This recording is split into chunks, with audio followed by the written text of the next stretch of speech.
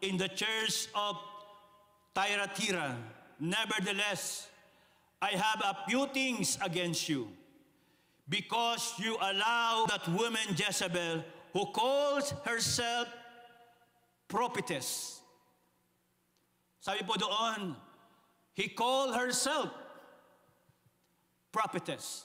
She declared herself a prophet. She liked titles para magkaroon ng influence sa leadership. Gusto niya lagi siya ang napapansin. Gusto niya siya ang center of attraction. She liked spotlight.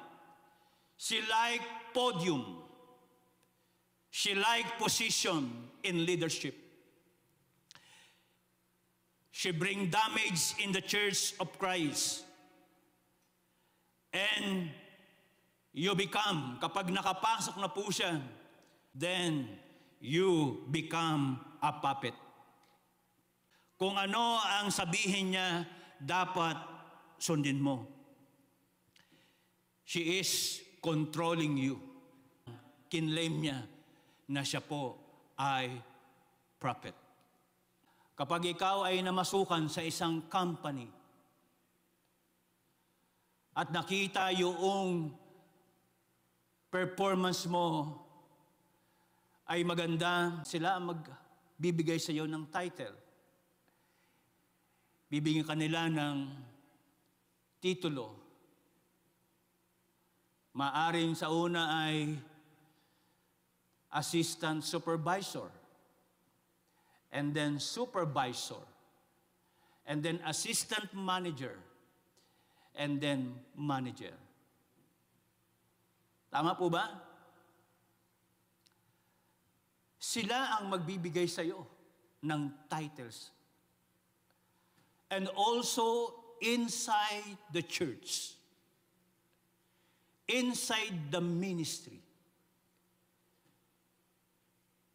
ang church din mismo, ang mga nakapaloob doon, nasasakupan doon, or in the body of Christ, sila din ang magsasabi sa iyo at magko-confirm sa iyo upang ikaw ay bigyan ng isang title like the title of a pastor, evangelist, apostle, prophets, teacher. This fivefold ministry inside the church. But the Jezebel spirit, she liked titles. Kahit walang nagsasabi sa kanya, ito ka dapat. No? Hindi, ito na dapat ito yung sa akin. Dapat kahit hindi ako pastor, dapat pastor ako. Dapat bigyan nyo rin ako ng title na prophet. Dapat bigyan nyo rin ako ng title na evangelist, na apostle. Kahit wala sa iyo ang katangiang iyon. And this is the Jezebel spirit. She loved titles. Gustong-gusto niya siya yung center of attraction.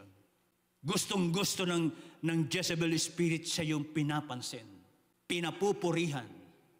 But now, we will remove any titles that hangs from her. Amen. We will remove any title na nakakabit sa kanya in Jesus' mighty name. Amen. We need to arise and stand against the Jezebel spirit. We will not allow in the body of Christ, in His church, in the ministry of Christ, ang ganitong uri ng mga espiritu na after sa title, after sa position, because that is Jezebel spirit.